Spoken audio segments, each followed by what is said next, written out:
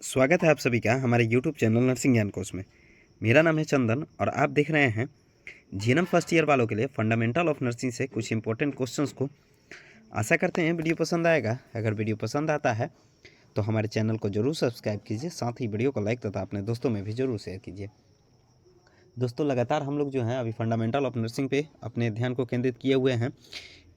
इसी सीरीज में जो है हम लोगों ने पिछले क्वेश्चन में जो अस्पताल में भर्ती होने का जो भी प्रोसेस होता है, ठीक है, और साथ ही क्या अनुकूल वातावरण होना चाहिए पेशेंट के लिए, इन ज़रूरी चीज़ों पे, साथ ही मरीज में क्या क्या जो है शंकाएं उत्पन्न होती है, क्या क्या प्रभाव पड़ता है रोगी और उसके अटेंडेंट पे यानी परिवार पे, तो उसको देखा था। ठीक है, इस वीडियो के साथ हम लोग कुछ और क्वेश्चंस को देखेंगे जो कि फंडामेंटल ऑफ नर्सिंग से ही होने वाला है।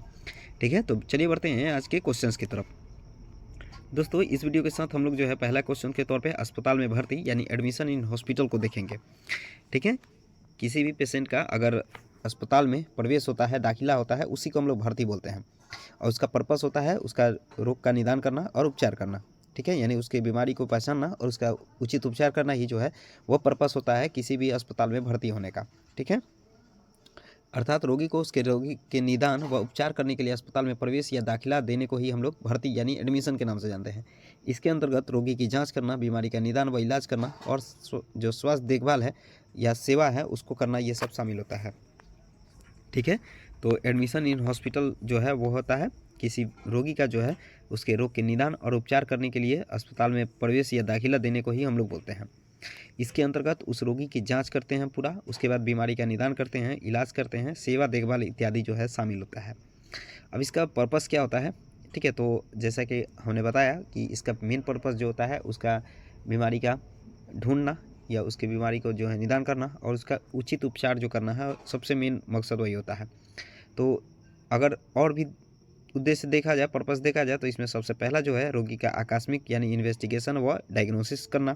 दूसरा, रोगी को अचानक स्थिति बिगड़ने जाने की स्थिति में तत्काल चिकित्सा सेवा यानी जो इमरजेंसी ट्रीटमेंट दिया जाता है वो सेवा यानी सर्विस उपलब्ध कराना। उसके बाद रोगी के लक्षण व रिपोर्ट के निरीक्षण करने हेतु, ठीक है, उसके बाद नर्स व मरीज के साथ संबंध जो होता है उसको स्थापित करने हेतु, रोगी की तुरंत सुरक्षित व आरामदायक देखभाल हेतु, रोगी को स्वास्थ्य संबंधित सुरक्षा प्रदान करना और मरीज को यदि संक्रामक रोग है तो उसे आइसोलेशन करने हेतु जो है अस्पताल में भर्ती किया जाता है। साथ ही बीमारी के दौरान उचित नर्सिंग देखभाल प्रदान करना, बीमारी के दौरान जो होने वाले परिवर्तन पर नज़र बनाए रखना। उसके बाद है जो सर्जरी होता है उसमें जो चिकित्सीय उपचार दिया जाता है उसको प्रदान करना है। ये मेन पर्पस होता है अस्पताल में किसी भी पेशेंट को भर्ती करने का।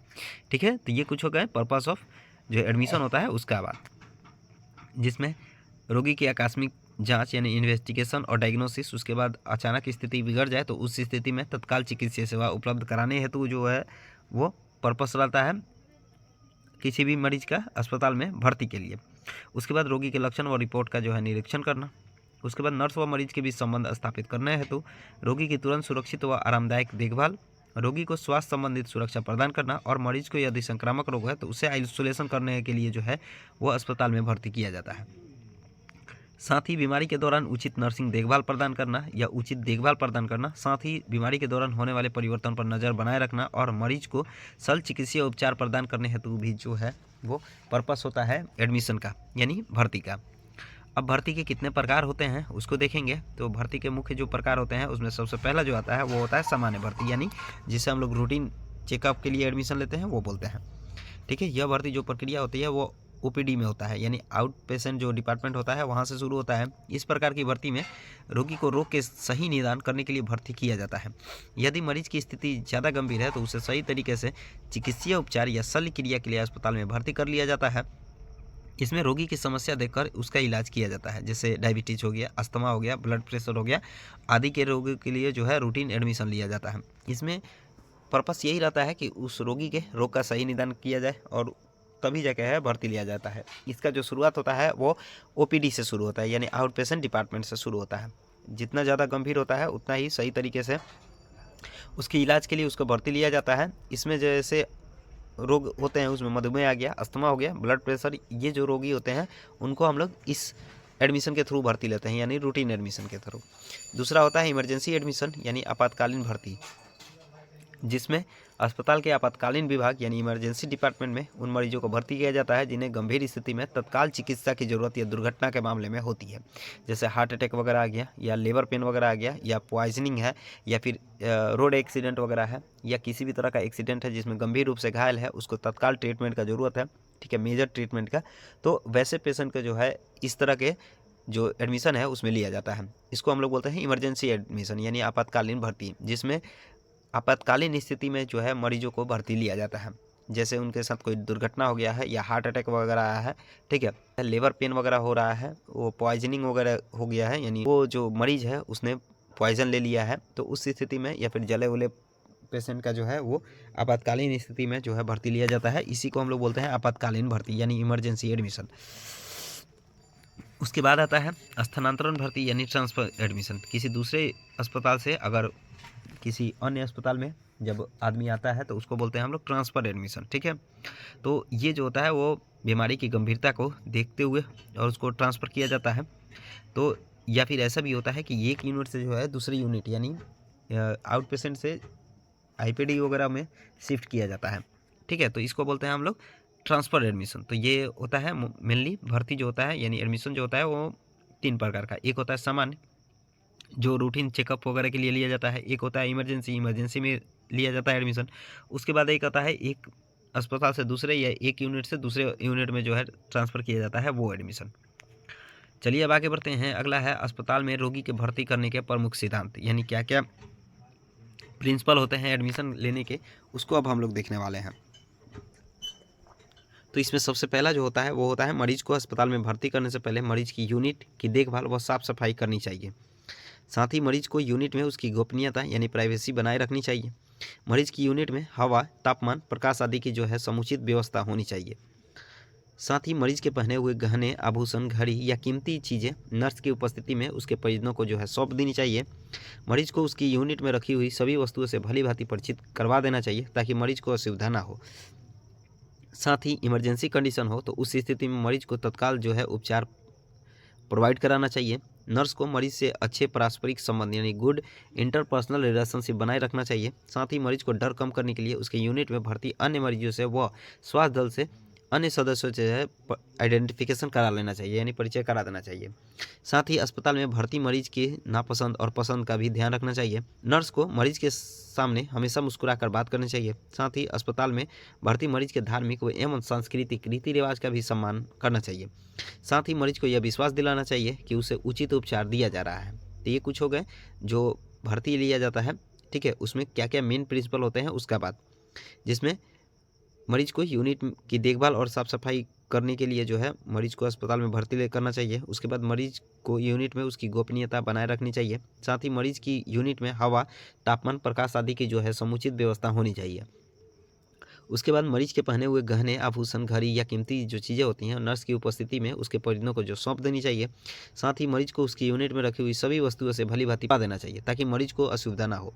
साथ ही आपात स्थिति यानी इमरजेंसी कंडीशन में मरीज को तत्काल उपचार प्रोवाइड कराना चाहिए और नर्स को मरीज से अच्छे इंटरपर्सनल जो रिलेशनशिप होता है उसको बनाए रखना चाहिए। साथ ही मरीज के डर को कम करने के लिए अन्य जो स्वास्थ्य दल हैं या अन्य मरीज हैं उस यूनिट में या अन्य बाकी जो दल हैं या स्वास्थ्य दल हैं उससे परिचय करा देना चाहिए। साथ ही अस्पताल में भर्ती मरीज की पसंद और नापसंद का ध्यान रखना चाहिए। साथ ही उसके धार्मिक और सांस्कृतिक रीति रिवाज का भी जो है ध्यान और सम्मान करना चाहिए। साथ ही मरीज के सामने हमेशा मुस्कुराकर बात करनी चाहिए और मरीज को यह विश्वास दिलाना चाहिए कि उसे उचित उपचार दिया जा रहा है।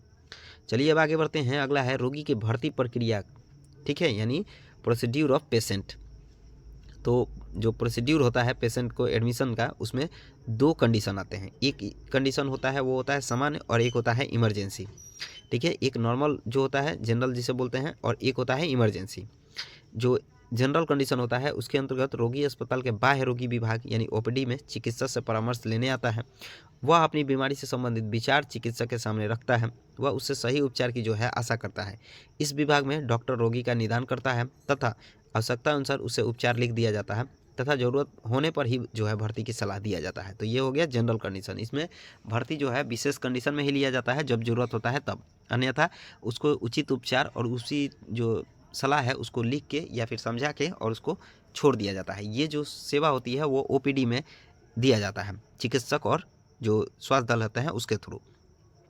दूसरा होता है आपातकालीन कंडीशन, ठीक है, यानी इमरजेंसी कंडीशन। इस स्थिति में उसी रोगी को जो है भर्ती लिया जाता है जो कि बहुत ज़्यादा क्रिटिकल होते हैं, जैसे हृदयाघात हो गया यानी हार्ट अटैक वगैरह आ गया, पॉइजनिंग हो गया है, शॉक हो गया है, या फिर कोई दुर्घटना वगैरह हो गया है, तो उस स्थिति में जो है उसको भर्ती लिया जाता है, जैसे जले हुए पेशेंट का, ठीक है, या कार्डियक अरेस्ट वगैरह आया हुआ हो, या पॉइजनिंग वगैरह हो, शॉक हो, तो उस स्थिति में तुरंत रोगी को उपचार की ज़रूरत होती है। तो ऐसे कंडीशन में जो है इमरजेंसी जो प्रोसीड्यूर है उसको अपनाया जाता है एडमिशन में, ठीक है। तो ये हो गया जो प्रोसीड्यूर होता है एडमिशन का पेशेंट का, उसका बात। चलिए अब आगे बढ़ते हैं। अगला है भर्ती के समय मरीज का स्वागत, यानी reception of the patient at admission, यानी एडमिशन के समय, भर्ती लेते समय मरीज के साथ कैसे जो है स्वागत करना चाहिए उसके बाद। तो सबसे पहले मरीज को अपना परिचय दें तथा प्रेम पूर्वक स्वागत करें। साथ ही मरीज अथवा परिजनों से पूछकर मरीज का नाम, उम्र, लिंग, पता, धर्म, व्यवसाय, फ़ोन नंबर आदि की जानकारी रिकॉर्ड में दर्ज करनी चाहिए। साथ ही मरीज के परिजनों के साथ भी शिष्ट एवं मित्रतापूर्वक व्यवहार करने चाहिए। साथ ही बिना समय गंवाए मरीज का तत्काल इलाज शुरू करना चाहिए। रोगी की भर्ती प्रक्रिया का जो है रिकॉर्ड बनाना चाहिए। साथ ही गंभीर रूप से बीमार मरीज को पहले भर्ती करना चाहिए, वह इलाज शुरू कर देना चाहिए। मरीज का शरीर का तापमान, नाड़ी, श्वसन और रक्तचाप आदि का जो है रिकॉर्ड कर लेना चाहिए। साथ ही मरीज के सिर से पांव तक संपूर्ण जो है परीक्षण करना चाहिए। रोगी के मूल्यवान वस्तुएं उसके परिजनों को सौंप देनी चाहिए और मरीज के अस्पताल से संबंधित भय को दूर करने में मदद करनी चाहिए। तो ये हो गया भर्ती के समय मरीज का स्वागत, ठीक है। चलिए अब आगे बढ़ते हैं। अगला है रोगी के छुट्टी प्रक्रिया, यानी अब डिस्चार्ज को हम लोग देखने वाले हैं, ठीक है। क्या क्या प्रोसीड्यूर अपनाते हैं हम लोग पेशेंट के डिस्चार्ज में, उसको हम देखेंगे। तो मरीज को अस्पताल में उसकी असामान्य स्थिति में भर्ती करने के बाद उसके सही निदान व उपचार के बाद यदि उक्त उद्देश्यों की प्राप्ति हो जाए तथा मरीज की स्थिति में अपेक्षित सुधार हो तो उसके बाद मरीज की अस्पताल से छुट्टी कर दी जाती है, ठीक है। परंतु मरीज की छुट्टी करने से पूर्व उसे अच्छी तरह से जांच लें तथा मरीज की पूरी तरह से स्वस्थ और छुट्टी करने की स्थिति में है या नहीं है इसकी भी जांच कर लेनी चाहिए, ठीक है। मरीज की छुट्टी होने से पूर्व मानसिक और शारीरिक रूप से मरीज को तैयार किया जाना चाहिए। इसी पूरी प्रक्रिया को हम लोग रोगी के छुट्टी प्रक्रिया के नाम से जानते हैं, यानी डिस्चार्ज बोलते हैं, ठीक है। अस्पताल से उसके संपूर्ण जो निदान है उसके करने के पश्चात अगर शारीरिक और मानसिक रूप से वो फिट है या ठीक हो गया है, ठीक है, पहले से बेहतर महसूस कर रहा है तो, या फिर अगर स्वेच्छा से जा रहा है तब, ठीक है, तो उसको पूरे परीक्षण करने के बाद जो हम लोग प्रोसीड्यूर अपनाते हैं उसी को हम लोग डिस्चार्ज के नाम से जानते हैं, यानी छुट्टी बोलते हैं, ठीक है। अब इसके उद्देश्य क्या क्या होते हैं छुट्टी देने के, यानी पर्पस ऑफ डिस्चार्ज प्रोसीड्यूर। तो इसमें रोगी को पूरी तरह से सुनिश्चित करवाना कि अब वह सामान्य स्थिति में है। रोगी को शारीरिक व मानसिक रूप से स्वस्थ करना चाहिए। साथ ही रोगी के घर पर देखभाल व सावधानियों के प्रति जो है निर्देश दे देना चाहिए। रोगी के बदले हुए वातावरण में उसकी मदद करनी चाहिए। रोगी व उसके परिवार को साइकोलॉजिकल सपोर्ट भी देना चाहिए।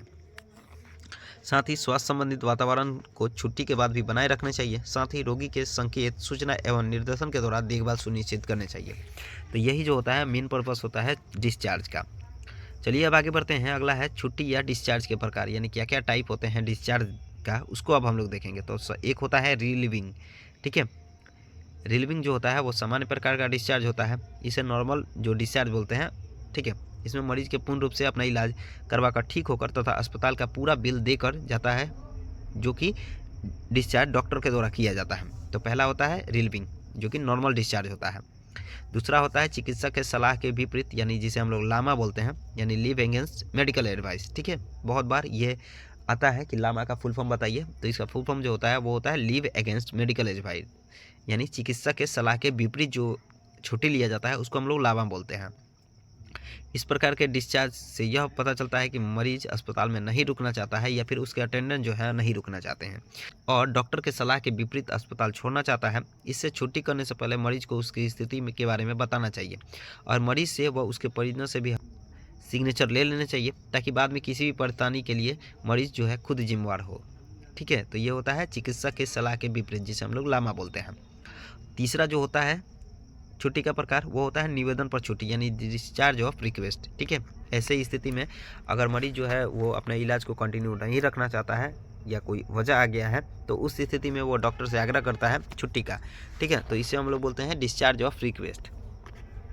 उसके बाद आता है रेफरल और ट्रांसफ़र, ठीक है, यानी रेफरल और जो ट्रांसफ़र होता है वो, जिसमें विशेष कंडीशन में जो है वो उच्च चिकित्सा के लिए या विशेष चिकित्सा के लिए जो है एक अस्पताल से दूसरे अस्पताल में या एक यूनिट से जो है दूसरे यूनिट में जो है शिफ्ट किया जाता है, उसको बोलते हैं रेफरल और ट्रांसफ़र। जैसे कैंसर हो गया, दिल का अस्पताल हो गया, टीबी अस्पताल हो गया, इन सब को जो है वो रेफरल और ट्रांसफ़र के तौर पे जो है वो दूसरे अस्पताल में भेजा जाता है। साथ ही चौथा जो होता है वो होता है एब्सकॉन्डिंग, ठीक है, जिसमें मरीज डॉक्टर नर्स अधिकारी के बिना बताए चुपके से अस्पताल से चला जाता है और अस्पताल का बिल भी नहीं देकर जाता है, जो कि एक चोरी के समान है। इसे हम लोग एब्सकॉन्डिंग बोलते हैं, ठीक है, यानी बिना बताए अगर मरीज जो है वो अस्पताल से चला जाता है बिना अस्पताल का बिल दिए तो उसको बोलते हैं एब्सकॉन्डिंग। उसके बाद आता है मृत्यु, ठीक है, ये भी एक डिस्चार्ज आता है। अगर किसी रोगी का गंभीर स्थिति में अस्पताल में मृत्यु हो जाता है तो उस स्थिति में जो है नेचुरली जो है उसको डिस्चार्ज करना पड़ता है, तो उसको हम लोग बोलते हैं डेथ, जो डिस्चार्ज होता है वो। तो ये टोटल 6 होते हैं डिस्चार्ज के प्रकार। चलिए अब आगे बढ़ते हैं। अगला है रोगी के अस्पताल से छुट्टी प्रक्रिया, यानी the discharge procedure of patient from hospital.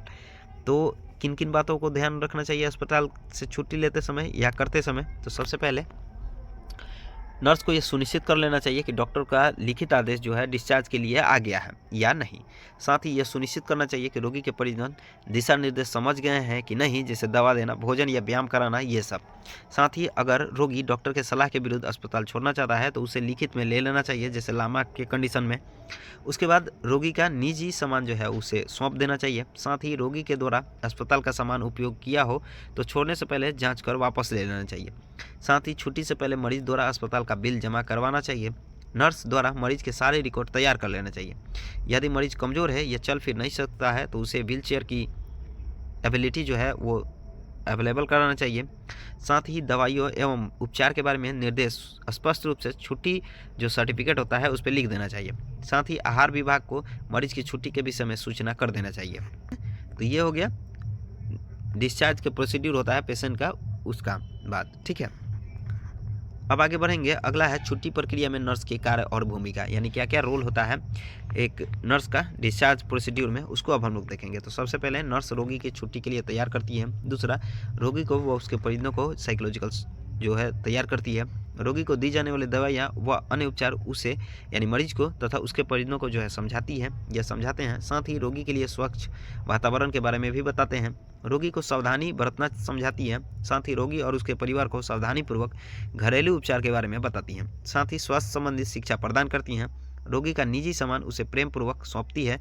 साथ ही रोगी को मनोवैज्ञानिक सलाह देती हैं तथा रोगी को उसके उपचार से संबंधित चिकित्सीय अपॉइंटमेंट के विषय में जो है बताती हैं, ठीक है। तो ये हो गया रोल जो होता है नर्स का डिस्चार्ज प्रोसीड्यूर में, उसका बात। तो आज के लिए बस इतना ही। आशा करते हैं वीडियो पसंद आया होगा। अगर वीडियो पसंद आया है तो हमारे चैनल को जरूर सब्सक्राइब कीजिए। साथ ही वीडियो को लाइक तथा अपने दोस्तों में भी जरूर शेयर कीजिए। अगर आप इस वीडियो से संबंधित पीडीएफ देखना चाहते हैं तो उसका जो लिंक है वो डिस्क्रिप्शन में दिया हुआ है, आप लोग उस पर टाइप करके और पीडीएफ को देख सकते हैं। साथ ही अगर आप हमारे साथ जुड़ना चाहते हैं तो उसका भी जो लिंक है वो डिस्क्रिप्शन में दिया हुआ है, आप लोग उस पर टाइप करके और हमारे साथ जुड़ सकते हैं। तो मिलते हैं ऐसे ही किसी नए वीडियो में, तब तक के लिए धन्यवाद।